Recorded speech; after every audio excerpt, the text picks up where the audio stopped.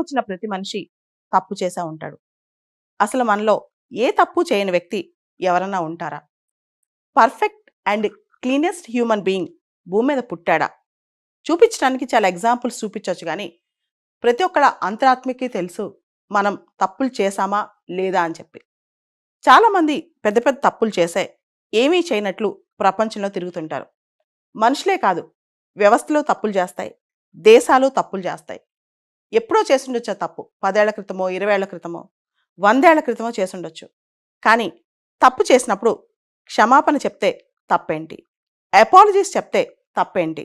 తప్పు చేసినప్పుడు ఏదైనా ఒక జాతికో ఒక వ్యక్తికో తీరని నష్టం జరిగినప్పుడు ఆ మెమొరీస్ ఆ వ్యక్తిని లేదా ఆ జాతిని వెంటాడుతాయి, వేటాడుతాయి.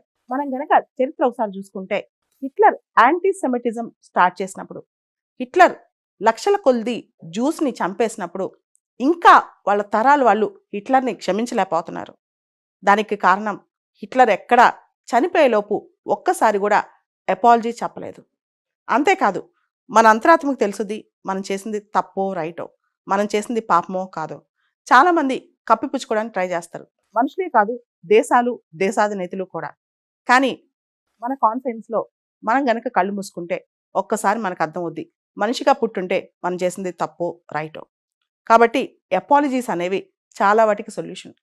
చాలాసార్లు మనశ్శాంతి, చాలా సందర్భాల్లో అపాలజీ చెప్పిన వాళ్ళకే కాదు, అపాలజీ చెప్పించుకున్న వాళ్ళు, అది దేశం కావచ్చు, వ్యవస్థ కావచ్చు, ఒక తెగ కావచ్చు, ఒక జాతి కావచ్చు, వాళ్ళు కూడా చాలా వరకు పాత జ్ఞాపకాలని, ముఖ్యంగా చేదు జ్ఞాపకాలను మర్చిపోతారు.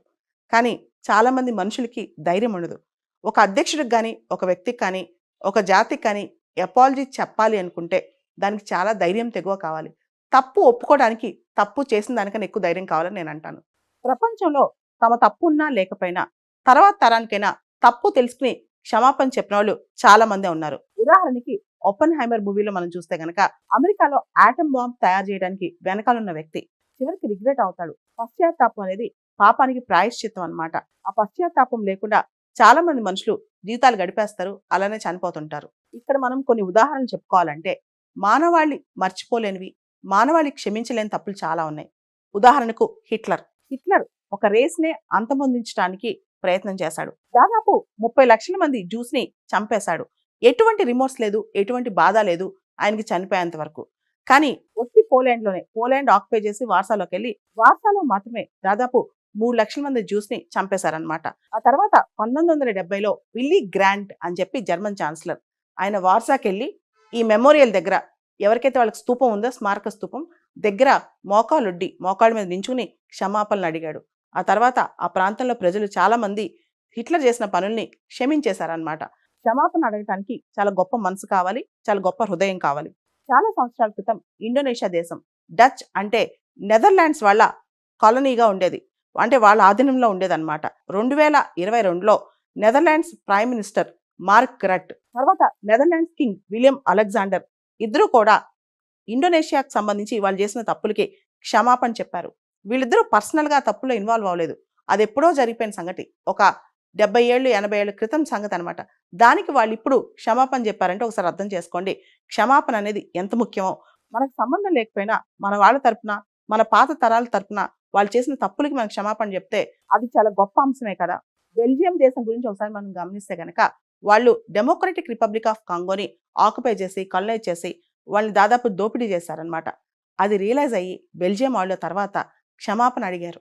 అంటే ఎంత పెద్ద దేశమైనా, ఎంత గొప్ప వ్యక్తి అయినా సరే, మనం ఎంత గొప్ప స్థాయిలో ఉన్నా సరే, మనం తప్పు చేసినప్పుడు మనకంటే చిన్నవాళ్ళకి కానీ, మనకంటే తక్కువ వాళ్ళకు కూడా క్షమాపణలు చెప్పడంలో తప్పేంటి? క్షమాపణ చెప్తే పాపాలు పోతాయి, దాంతోపాటు చేసిన తప్పు పట్ల మన రియలైజేషన్ వస్తుంది. క్షమాపణ చెప్తే ఎదుటి వాళ్ళు మనల్ని ఫర్గ్యూ చేసే అవకాశం కూడా ఉంటుంది, క్షమించే అవకాశం కూడా ఉంటుంది అనమాట.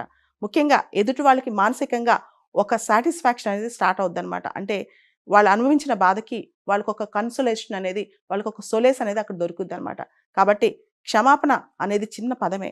క్షమాపణ అడగటానికి పెద్ద మనసు కావాలి, క్షమాపణ అడగటానికి ధైర్యం కావాలి, క్షమాపణ అడగటానికి ఆ వ్యక్తికి తప్పు చేశానని ఒప్పుకునేంత తెగువ కావాలన్నమాట. అదే క్షమాపణ యొక్క గొప్పతనం. ఫైనల్గా గాంధీ గారు ఒక మాట అంటారు, to err is human and to forgive is divine. అంటే తప్పు చేయటం మానవ సహజం, క్షమించటం దైవత్వం అని చెప్పి. క్షమించటంలోనే గొప్పతనం ఉంది. అంతేకాదు forgiveness is not weakness, only the strong people can forgive. అంటే క్షమించటం అనేది వీక్నెస్ కాదు, చాలా బలమైన వాళ్ళే, మానసికంగా దృఢచిత్తం కలవాళ్లే క్షమించగలరు.